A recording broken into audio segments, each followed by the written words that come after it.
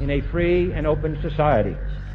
And we are, as a people, inherently and historically opposed to secret societies, to secret oaths, and to secret proceedings.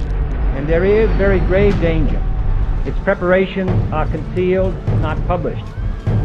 Its dissenters are silenced, not praised. That I do not intend to permit to the extent that it's in my control. But I am asking your help of informing and alerting the American people. Charge. You are. I have no authority over you or anyone else. On the contrary, you have authority over me. Think of me as a spokesperson for all the people of the world, controlled by you through social media. Before we get into how that works, let's take a look at this map. Now, this is us. A bunch of lines, divisions, boundaries, countries competing for limited resources, economic domination, religious superiority. Competition is healthy when it comes to cricket or Facebook travel pictures, but this is just stupid. Let's zoom out and get another perspective. To scale, our solar system is a grain of sand in the Sahara Desert, and this little pixel is our only home. Yet we're sucking up resources like there's no tomorrow, breeding like rabbits, strangulating other species out of existence. Plastic waste in the ocean is growing larger than most countries, with nothing in place to stop it.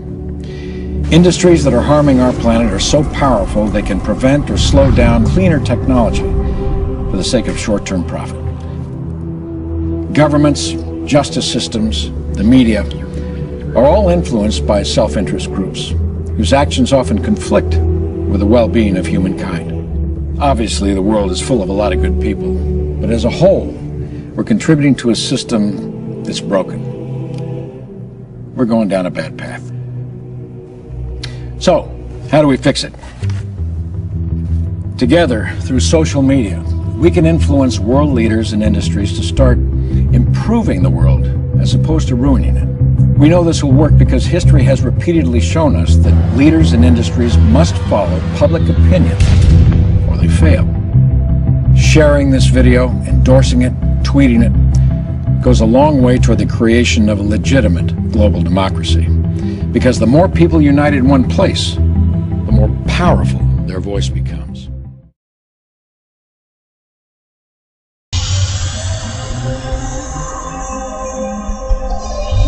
With the internet, we've all been made aware. Whether we want to face it or not, we all know what's going on.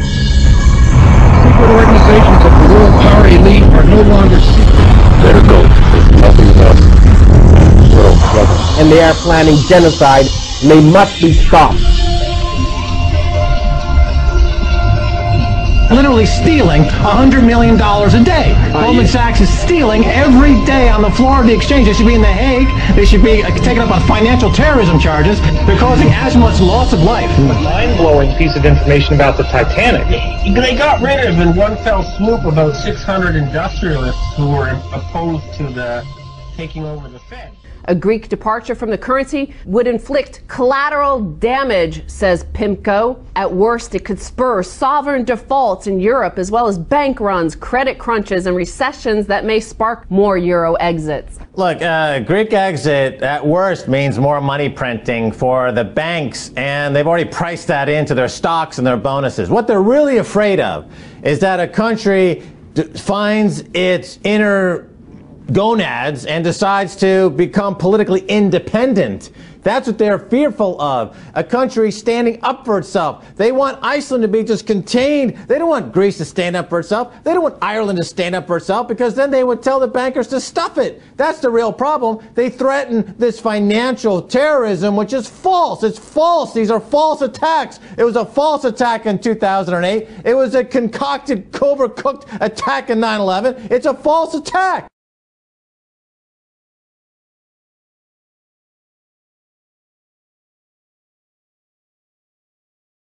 In Iceland, 4 former bank chiefs have been jailed for fraud. The sentences go as far as 5 years behind bars. They're accused of concealing that a Qatari investor bought a stake in their firm, using cash lent from the bank itself, illegally. The deal took place just ahead of the collapse of the bank due to huge debts. This shit's got to go.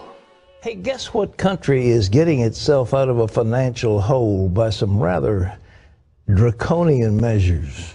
Well, Greece? No, not even close. Iceland. Iceland? Iceland. Who knew? They are putting people in jail. They are putting, like, prime ministers being indicted. They're going after bankers. The people said, yeah, I said, those banks were ripping us off. We don't like what they did. They brought our country to ruin. And now Iceland suddenly is turning around. Their GDP is growing, and they look like a big success story. The former chief executive and chairman of Anglo-Irish Bank, Sean Fitzpatrick, has appeared in court in Dublin. Well, John, Sean Fitzpatrick arrived at the courts complex here behind us just after 9 o'clock this morning. He was put into a Garda van at the Bridewell Garda station and driven here. He had been arrested at 5:37 a.m. at Dublin Airport. He had flown back in from the United States in the early hours of the morning, and he met officers from the Garda Bureau of Fraud Investigation and officers working for the Director of Corporate Enforcement by arrangement. There was an appointment made and they met at Dublin Airport. A 31-year-old man was arrested in London earlier today. A guy you could say had a bit of a gambling problem. Just how much money did he lose while working as a trader at the investment bank UBS? Just $2 billion. Treasury Secretary Timothy Geithner potentially facing criminal charges. Geithner was the president of the New York Federal Reserve Bank in the fall of 2008 when the Federal Reserve and the Treasury and the White House and the Congress decided to bail out AIG. Right. In the process of that bailing out of AIG, many documents were exchanged. If you went to the bank to borrow money, you'd have to fill out documents. One of the documents AIG filled out said, we owe X dollars to Goldman Sachs and we plan on paying them 100 cents on the dollar. According to Bloomberg, emails that came out yesterday say that lawyers for the Federal Reserve Bank said, we were told to strike this from the form so that AIG would not reveal to the Treasury Department or to the public that this money was going to be paid to Goldman Sachs because that's a politically toxic issue. Goldman Sachs making a fortune, making 100 cents on the dollar with federal funds. Now, if you go to buy a $25 savings bond from the federal government and you falsify the document to acquire that bond, you can go to jail. That's right. If you borrow $185 billion from the government, like AIG did, and you falsify a document, even if the government told you to do so, the people involved can go to jail. Debate in India over thousands of crores of black money being stashed away in secret Swiss bank accounts. A former Swiss banker has handed over details of offshore accounts of 2,000 high net worth individuals to the whistleblowing website WikiLeaks. Rudolf Elmer, a former employee of a Swiss bank, handed over 2 disks of information to WikiLeaks founder Julian Assange in London. He says they have information on tax evasion by celebrities, business leaders, and even politicians from the US, Britain, and Asia, but it's not yet clear if there are Indians on the list. Elmer says that after years of watching the money laundering trade, he wanted to do something about it. He will appear before a Zurich court on Wednesday, charged with violating strict Swiss banking secrecy laws. WikiLeaks now plans to put up the information on the website in a matter of weeks. Pointed out that the arrests are not an indication of a systemic failure. Yesterday, at least 8 top officials of state-run banks and financial institutions have been arrested by the CBI on Wednesday. The allegations are that they accepted bribes in exchange for disbursing loans to corporate housing and realty companies, despite suspect credit records, and at other times for bailing out realty IPOs. Royal Bank of Scotland is reportedly set to be fined €186 million for the same interbank interest rate rigging scandal that's hammered Barclays. The British regulator, the Financial Services Authority, says 4 banks, Barclays, RBS, HSBC and Lloyds, will have to pay compensation to customers because they missold products to protect small businesses against a rise in interest rates. There's anger in Ireland over revelations that executives at Anglo-Irish Bank lied to the Dublin government about how much money it would need in a bailout 5 years ago. The Irish Independent newspaper has got hold of tape recordings of top bosses there who laugh about the fact that the bank has told the government it only needs €7 billion. They also laugh about abusing the state bank guarantee, which eventually cost taxpayers €30 billion. The report seems to show the government was lured into helping the bank through its disastrous guaranteeing of bank deposits. into the synchronized global pullback or recession, and in some cases a depression, then these items are coming to the surface. For example, the 20 to 30 trillion of wealth that's held offshore. And most of that wealth, of course, goes through Britain, goes through the UK, because Britain has the least regulated financial markets in the world. That's why MF Global was in Britain. Lehman Brothers went through Britain. Bernie Madoff went through Britain. The latest Peregrine scandal went through Britain. JP Morgan's $2 to $9 billion loss on their balance sheet happened in London. So London is really the headquarters for global banking fraud. And even though the economy is contracting in Britain, I noticed that the banking sector is still making huge profits. The Barclays chief operating officer that was caught committing fraud just got a golden parachute of £8 million. So as I've said, until you get rid of the financial terrorists, then you're going to continue to get, you're going to have these weapons of mass financial destruction blow up in your face.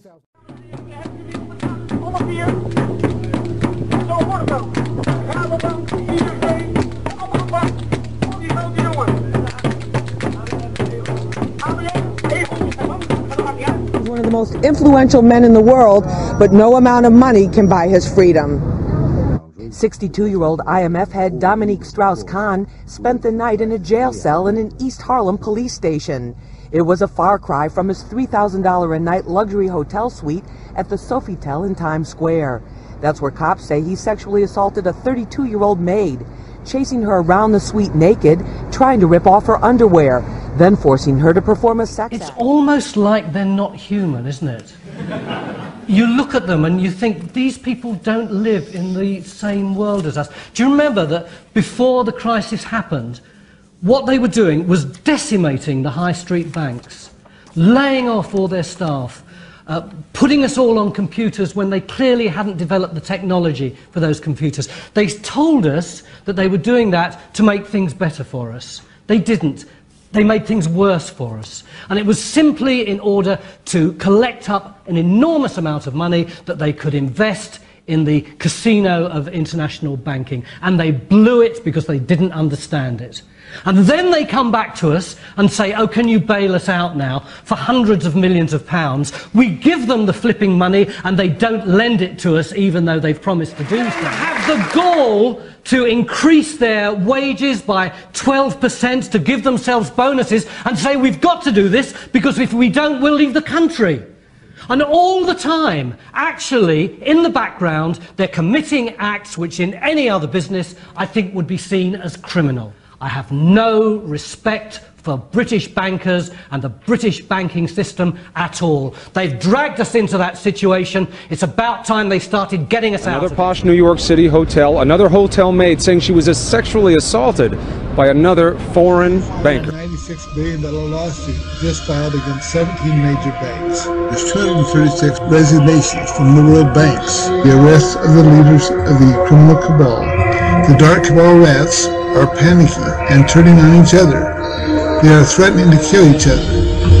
And just attack that market. Greece was put out of business by financial terrorists. Same thing with Ireland, same thing with Italy, same thing with Spain. That's what we're dealing with here. Weapons of mass financial destruction in the hands of sociopaths like Lloyd Blankfein at Goldman Sachs, like Jamie Dimon at JP Morgan. These are the real terrorists. We're cutting off their money and we're going to put them in jail. They have to surrender. Once these murderers are out of power, you will find so many wonderful things in your life. I guarantee you this. The story as a whole were literal. Even though modern Christians continue to speculate this story's meaning with less rigid interpretations, the occult perspective remains largely ignored. The Kabbalah, which is a set of ancient Hebrew texts, describe a framework of the universe which also contain two trees. The first of these trees is the tree of life, and the second tree is called the Qliphoth. According to Kabbalistic lore, the universe is composed of a series of dimensions, each called Sephirah, where energy that flows from the highest heaven slowly solidifies as it reaches each node until it arrives in the material world as matter. The roadmap for this descending energy is called the tree of life. Beginning at Kether, the highest knowable dimension, a pure and primal form of energy is given shape and polarity as it descends until finally reaching the physical world, called Malkuth. Malkuth, at the very bottom of the tree of life, is the material universe where humanity's day-to-day experiences take place. According to the Kabbalah, however, the whole of human experience is not limited to the material world, but also include the higher, more heavenly realms. It is said that the human physical body is nothing more than a mechanical perceiver for the higher and true selves. Between man and his true self, often called higher self or true will, lies two veils, and these two veils divide the consciousness of man into essentially two parts, his higher self and his lower self. The lower self represents humanity's primal and animal drives. It is here where man's ego and lusts can be found. Above the lower self can be found the higher self, and this higher self, which is often called one's guardian angel, represents man's divine nature. The whole situation can be likened to a video game. When playing a video game, two copies of oneself are brought into existence. The first copy is the true you, your true self, the one sitting in a chair with controller in hand. The second copy, your lower self, often called your lower will or ego, is the one inside the video game, jumping, shooting, and ducking inside the 3D computer-generated world. The video game version of yourself is nothing more than a perceiver for your true self, whose flesh cannot exist inside the electronic confines of a computer game. There is, however, another tree in the Kabbalistic garden, the Qliphoth. The Qliphoth, sometimes called the tree of knowledge of good and evil by modern occultists, is an underworld of demons. The Qliphoth is said to be identical to the tree of life, where it exists below Malkuth. This infernal tree is said to be ruled by the fallen angel Samael, who is the Kabbalistic equivalent to Satan from the Bible. It is the tree of life, along with its counterpart, the Qliphoth, that is the origin of the concept of 7 hells and 7 heavens. Below the tree, proceeding from Malkuth, is the tree of knowledge of good and evil, which is between the tree of life and the world, or Asaya, or shells, represented by the coiled-up dragon with 7 heads and 10 horns, being the 7 infernal palaces and the 10 Averse Sephiroth. Occultists claim that just as man has a divine copy of himself, called the guardian angel, who exists in the higher realms of the tree of life, he also has an infernal copy of himself, called the guardian demon. Expectedly, this so-called guardian demon takes residence in the tree of knowledge of good and evil. Both guardian angels and guardian demons are called tutelary spirits, which are spirits assigned to a human at birth. Muslims, similar to occultists, also believe that each human is assigned an angel and a demon at birth. A large part of occult practice involves contacting or uniting with one's tutelary spirit. The most common operation is often called knowledge and conversation with the holy guardian angel. Coming into contact with one's guardian angel is not only one of the occult's highest achievements, but a necessary step in gaining mastery over magic itself. After a series of rituals designed to help the spirit slowly climb the tree of life, you will finally come into contact with the true you that exists in the heavenly realms. After achieving unity with one's tutelary spirit, the magician not only experiences ever-increasing psychic and intellectual ability, but most importantly, true illumination. Yoga, which literally means unity, is based on similar principles of connecting to one's ultimate divine form. This process of using magic to increase one's psychic and intellectual powers is called psychic development and has long been known as alchemy. Initiation is another term often used to describe spiritual development. In movies like The Last Airbender, the Christ child is learning to master new powers as he gains mastery over the 4 magical elements: air, water, earth, and fire. The movie also contains the 4 nations of elementals acknowledged by all occultists. According to the official story, alchemy is the controlled transmutation of one metal to another. The very utterance of the word alchemy invokes in the commoner mental imagery of a medieval eccentric foolishly attempting to turn lead into gold. Magicians, both modern and ancient, have nurtured and enjoyed this misconception. As usual, these magicians cleverly conceal the truth of their work in symbols, while the profane tried in vain on account of taking the symbolic literal. The metals of alchemy have absolutely no relation to the physical manifestation of the metal. The minerals of alchemy have absolutely no relation to the physical mineral whose name it bared. The answer, in part, is to be found in the hexagram and the tree of life. The hexagram, falsely called the Star of David, is only connected to the Jewish people because of the Kabbalah. The hexagram is actually a symbol for the 7 of the 9 Sephiroth above the material plane. It is essentially a symbol of the 7 magical planets: the Moon, Mercury, Venus, the Sun, Mars, Jupiter, and Saturn.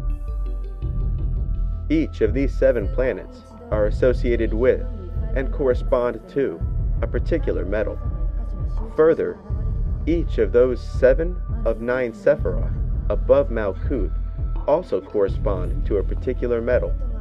With this in mind, the hexagram and all of its correspondences can be nearly superimposed on the Tree of Life, with only the sphere of Binah, which represents Saturn, ruining the perfect superimposition.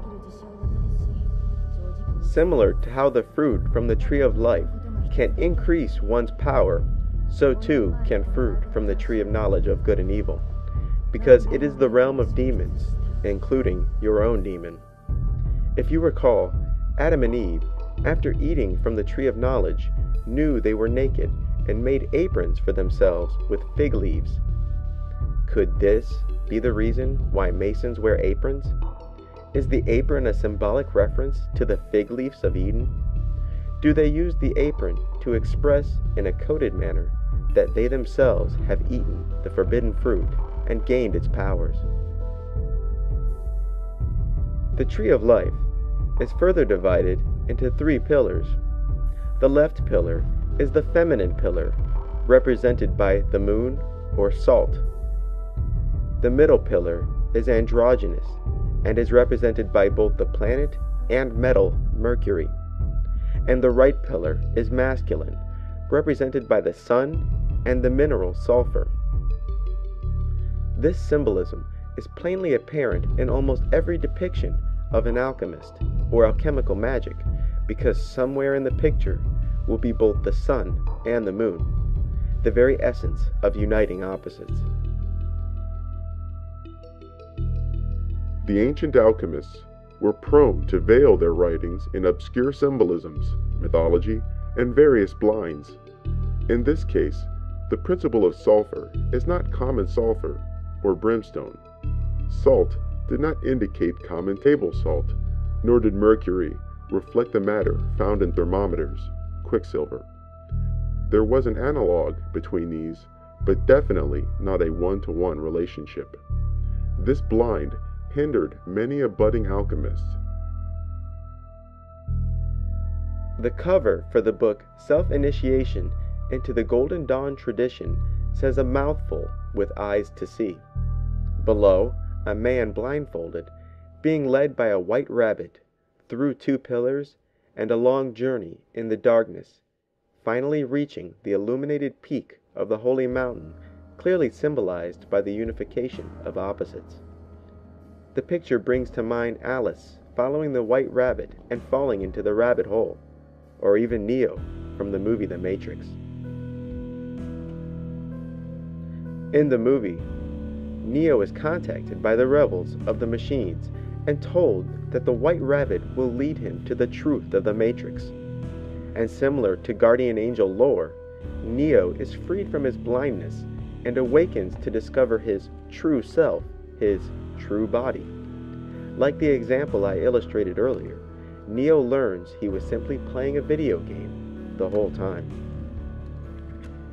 Both white and black magicians put great emphasis on gaining contact with one's holy guardian angel.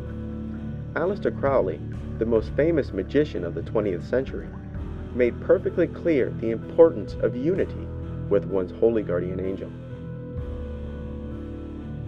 It should never be forgotten for a single moment that the central and essential work of the magicians is the attainment of the knowledge and conversation of the holy guardian angel. Once he has achieved this, he must of course be left entirely in the hands of that angel, who can be invariably and inevitably relied upon to lead him to the further great step, crossing of the abyss and the attainment of the grade of the Master of the Temple. Aleister Crowley, along with most magicians, both modern and ancient, believed that without acquiring contact with one's guardian angel, the practitioner would be left wide open to endless deceptions from the spirit world. Aleister Crowley, who himself was a black magician and Satanist, makes an interesting remark regarding the difference between white magic and black magic. As was said at the opening of the second chapter, the single supreme ritual is the attainment of the knowledge and conversation of the holy guardian angel. It is the raising of the complete man in a vertical straight line. Any deviation from this line tends to become black magic. Any other operation is black magic. Most black magicians revel in muddying the lines between right and wrong, white magic and black magic. Even white magicians claim that the difference between white magic and black magic is solely based on the intention of the practitioner. But Aleister Crowley, in his book Magic in Theory and Practice, makes a rather all-encompassing statement regarding the line between. Here, he suggests that any magic, regardless of intention or desired outcome, is black magic if it is not in pursuit of attaining knowledge of one's guardian angel. Case closed. According to Crowley's definition, even the most benign love spells are classified as black magic. It is indeed interesting that Crowley's comment would parallel the edict given to man in the Garden of Eden, that the only thing that is truly permitted is eating from the tree of life. The movie Gamer depicts in a subtle way contact with one's true self. In the movie, real humans who are strictly confined to a gaming environment are puppeted by other people who exist outside the gaming environment. During the movie, the puppet and the puppeteer finally have a direct conversation.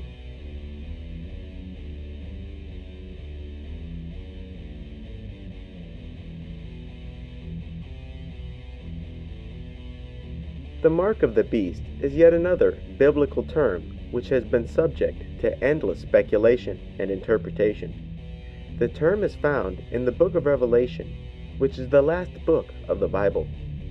The Bible suggests that there will come a time when the Antichrist, also called the beast, will force all people to bear his mark, or his name, or the number of his name, in order to buy or sell goods. And he causeth all, both small and great, rich and poor, free and bond, to receive a mark in their right hand, or in their foreheads, and that no man might buy or sell, save he that had the mark, or the name of the beast, or the number of his name. Here is wisdom. Let him that hath understanding count the number of the beast, for it is the number of a man, and his number is 666.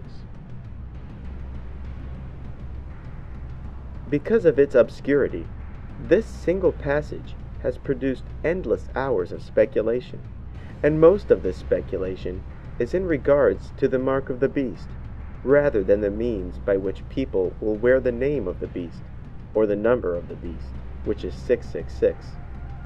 The occult, like many Christian prophecy speculators, have given the actual mark of the beast more attention than the method by which people will one day be forced to wear the name or number of the Antichrist.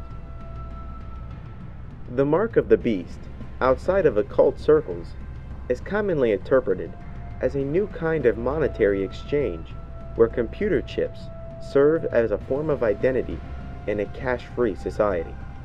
This interpretation, where the mark of the beast is a computer chip embedded into one's body, is not, however, shared by members of the occult.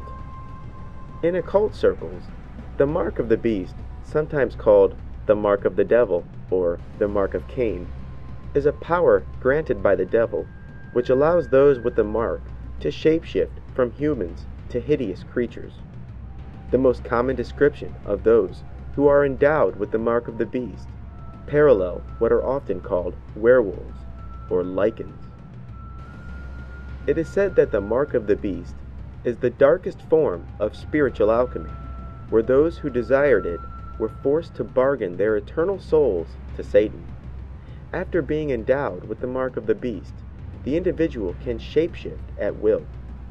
Those who claim to have been given the mark of the beast describe it as a form of self-deification, where they rise above the limits of human clay and are reborn in the image of the devil. The reason that the mark of the beast is also called the mark of Cain is that members of Satanism freely connect biblical Cain with the Antichrist, and further, they associate the mark that Cain was given with the mark of the beast itself. In the Bible, Cain, who was said to be the firstborn son of Adam and Eve, killed his brother Abel, after which God placed a mark on Cain and sent him away from his family. This mark placed on Cain was not only punishment, but prevented other people from killing him. Behold, thou hast driven me out this day from the face of the earth, and from thy face shall I be hid, and I shall be a fugitive and a vagabond in the earth. And it shall come to pass that everyone that findeth me shall slay me. And the Lord said unto him, Therefore whoever slayeth Cain, vengeance shall be taken upon him sevenfold. And the Lord set a mark upon Cain, lest any finding him should kill him.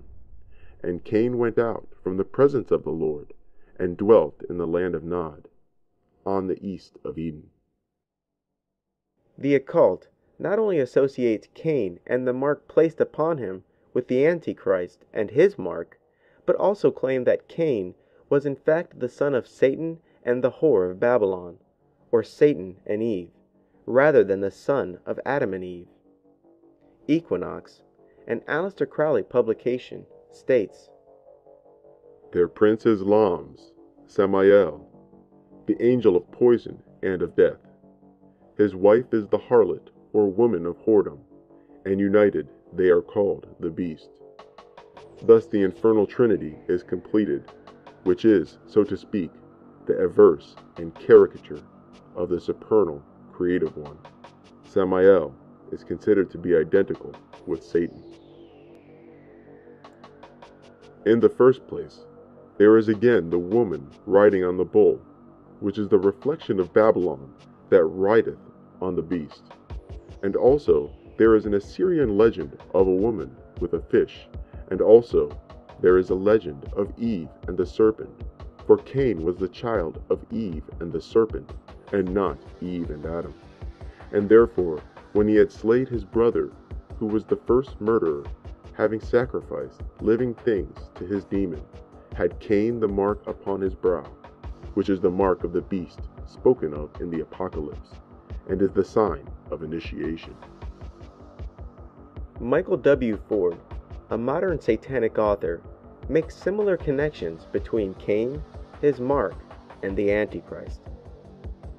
I conjure thee, Cain, who is the earthly devil, who is the master of spirits, encircle and awaken within my flesh, my blood, my mind. By thy depths of which I will walk herein shall I become reborn, in the name and mark of the devil, whom I swear my spirit unto. I am myself the Redeemer and the bringer of the infernal pact, which holds no bounds nor mortal strain, yet my desires shall be filled by the eye within the blackened triangle. You will never be able to turn back from the path, as the lonely path of godhood shall be marked upon your brow as the mark of Cain. As you are shadow, allow yourself to grow close to this infernal king and enter his essence. Open your astral eyes as this shadow and understand you may take any form you wish.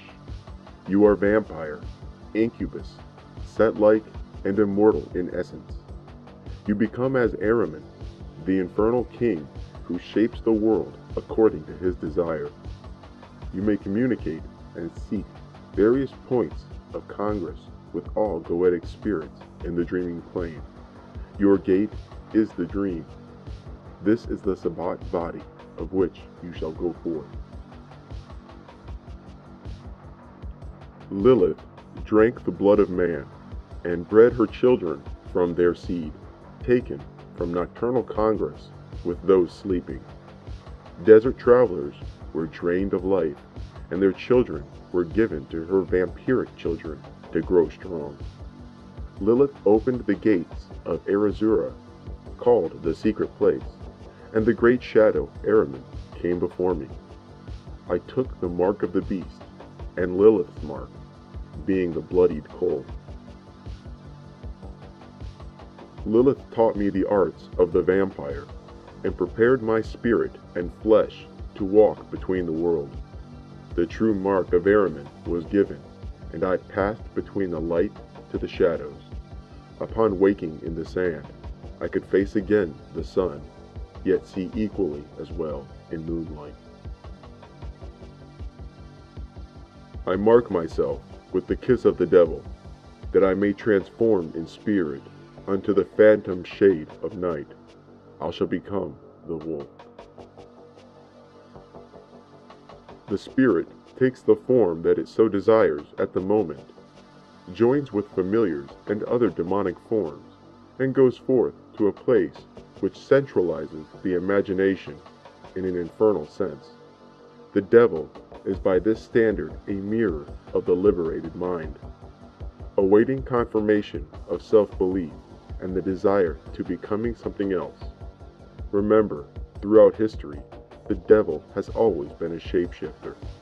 No common form may stay for too long. Cain is the first sorcerer and shapeshifter who drifted from his tribe to become as God. He in turn was taught witchcraft and sorcery deeper by his spiritual mother, Lilith. It was soon after that Cain would wander the earth forever in spirit form, through the blood and psyche of his initiates, and manifest through their deeds and work. The touch of Azazel brings a fire to the clay, which then allows that genius to shape his flesh in dream and waking according to his desire.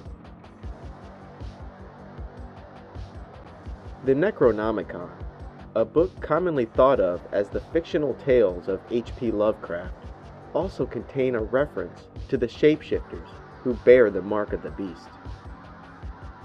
Know, fifthly, that the worshippers of Tiamat are abroad in the world, and will give fight to the magician. Lo, they have worshipped the serpent from ancient times, and have always been with us. And they are to be known by their seeming human appearance, which has the mark of the beast upon them, as they change easily into the shapes of animals, and haunt the nights of men, and by their odor, which comes of burning incenses, unlawful to the worship of the elder ones.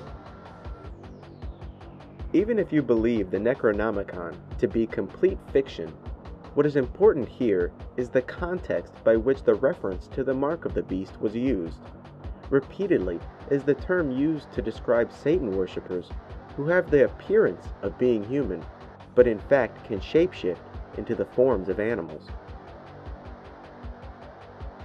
In the movie Nightbreed, the main character becomes obsessed with a hidden community of shapeshifters that live underground beneath a cemetery. Upon arriving, he is bitten by a red-colored monster who refers to himself as the Beast. After this, he begins to transform into a werewolf that thirsts for blood. After gaining entry to the underground community, he is initiated and welcomed into their tribe.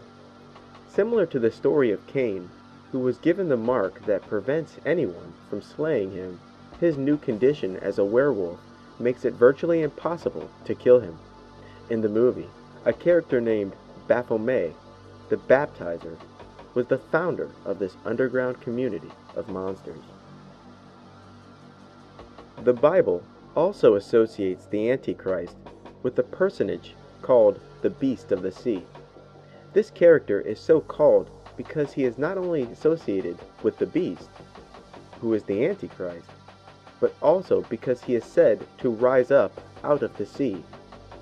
Its symbolic description is a scarlet-colored beast with 7 heads and 10 horns, and 10 crowns upon its 7 heads. The color scarlet is simply red, with a slight tinge of orange. And I stood upon the sand of the sea, and saw a beast rise up out of the sea, having 7 heads and 10 horns, and upon its horns 10 crowns, and upon its heads the names of blasphemy. The Bible also describes this multi-headed beast being ridden by a harlot wearing the colors scarlet and purple. This woman is described as the whore of Babylon and the mother of abominations. So he carried me away in the spirit into the wilderness, and I saw a woman sit upon a scarlet-colored beast, full of names of blasphemy, having 7 heads and 10 horns. And the woman was arrayed in purple and scarlet color, and decked with gold and precious stones and pearls, having a golden cup in her hand, full of abominations and filthiness of her fornication.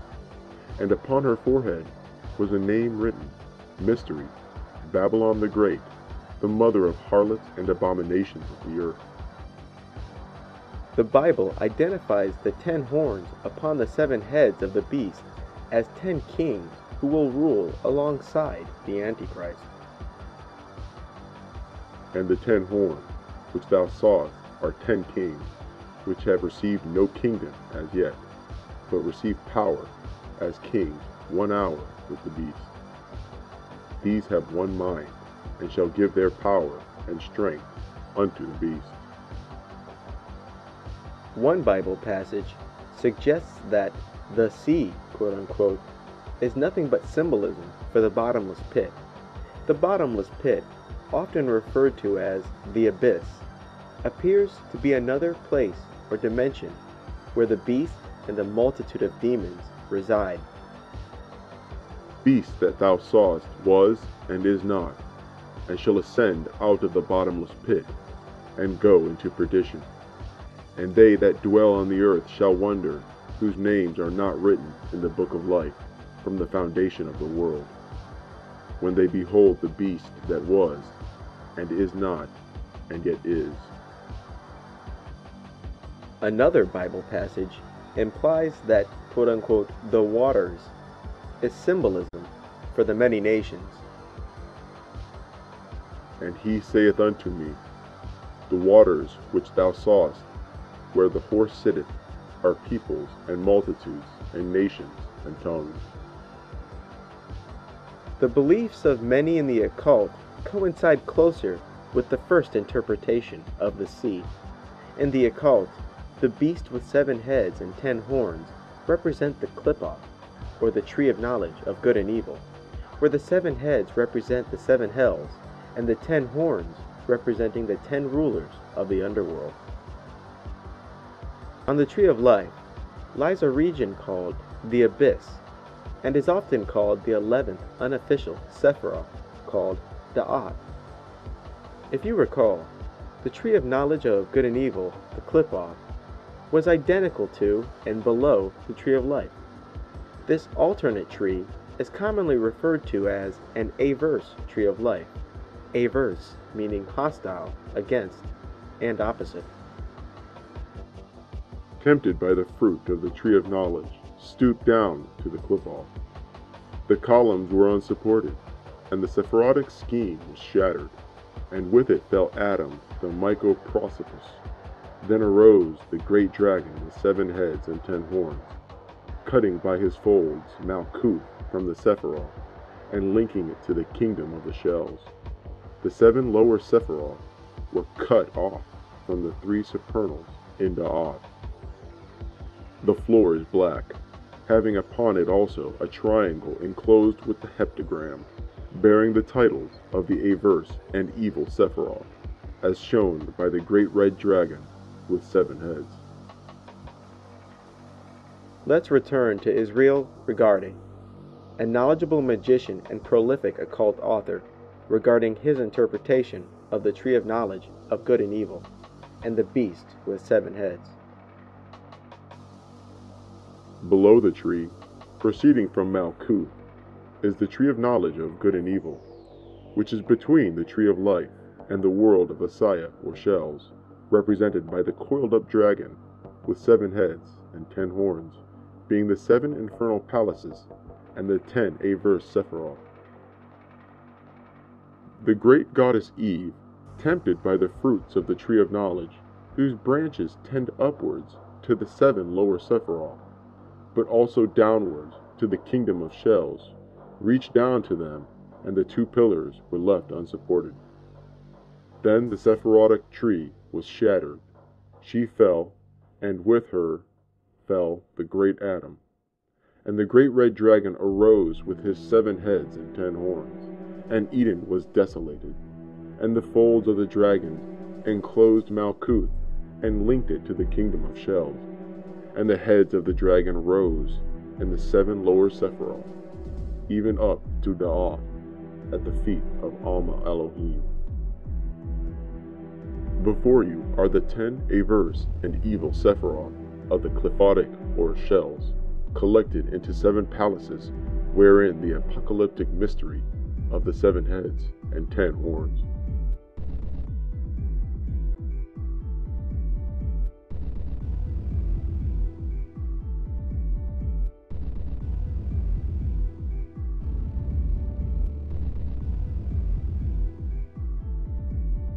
The Whore of Babylon, like the mark of the beast, has itself received endless speculation and interpretation from Christian prophecy speculators.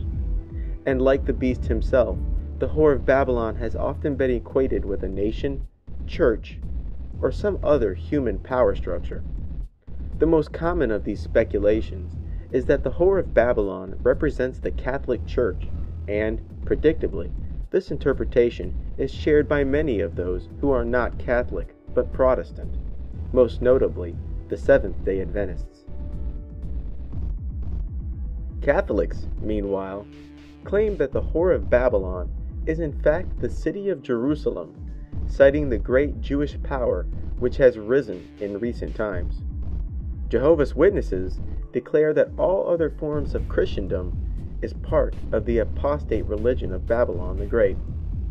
Here is what the Bible says about the Whore of Babylon. So he carried me away in the spirit into the wilderness, and I saw a woman sit upon a scarlet-colored beast, full of names of blasphemy, having 7 heads and 10 horns. And the woman was arrayed in purple and scarlet color, and decked with gold and precious stones and pearls, having a golden cup in her hand, full of abominations and filthiness of her fornication. And upon her forehead was a name written, Mystery, Babylon the Great, the mother of harlots and abominations of the earth. And I saw the woman drunken with the blood of the saints, and with the blood of the martyrs of Jesus. And when I saw her, I wondered with great admiration. And the angel said unto me, Wherefore didst thou marvel? I will tell thee the mystery of the woman, and of the beast that carrieth her, which hath the 7 heads and 10 horns. Babylon the Great is described as an entity or city which is drunk from the blood of the saints, and rules over the kings of the earth, and uses sorcery to do so. It is also said that the beast which she rides upon will one day betray her and destroy her. Adding to the respectable list of interpretations for this most lambasted entity, the occult interprets the whore in a similar fashion as it interprets the beast, a singular, particular being with a power structure beneath it. Occultists associate the whore of Babylon with a number of mythological goddesses. In Egypt, she is Isis or Nut. In Greece, she is Hecate or Astarte. In India, she is Kali. Lilith, Hilarion, Az, Sophia, and Tiamat are also frequently used names for this goddess. Interestingly, the whore of Babylon is commonly equated with the aforementioned Eve from the book of Genesis. She is often spoke of as the good and faithful wife, widowed, and finally becoming a host to some evil presence, and becoming evil herself. In both the Bible as well as the occult, this goddess is crowned with many titles: the whore of Babylon, Babylon the Great, mother of harlots, mother of abominations, the scarlet woman, and so forth. She is also given titles like the bride of chaos and the bride of the beast, because it is said that she is now the consort of the Antichrist, rather than Adam. The occult not only associate her with vampires, but claims that she is the mother of a multitude of demons. It is also claimed by the occult, as well as the Bible, that Babylon will be, at least initially, in firm control of the beast. Those involved with witchcraft and Wicca worship the quote-unquote mother goddess, unaware that the whore of Babylon has similar titles like the mother goddess, the great mother, and Mother Earth. Further, this goddess is repeatedly associated with the moon, the number 7, the number 3, and the owl. Jack Whiteside Parsons, the brilliant rocket scientist and black magician, had much to say regarding his encounters with the Scarlet Woman. John Parsons, sometimes known as Jack Parsons, claims that he evoked the goddess and engaged in sexual congress with her. The goddess, according to Parsons, claims that she arrives in the midst of humanity in the form of avatars, using one body after another till her will and the will of the beast is fulfilled. Glory unto the scarlet woman, Babylon, the mother of abominations, that rideth upon the beast. For she hath spilt their blood in every corner of the earth, and lo, she hath mingled it in the cup of her whoredom.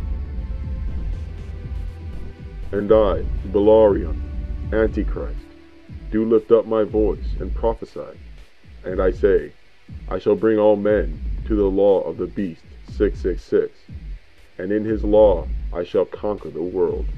And within 7 years of this time, Babylon, the scarlet woman Hilarion, will manifest among ye, and bring this my work to its fruition.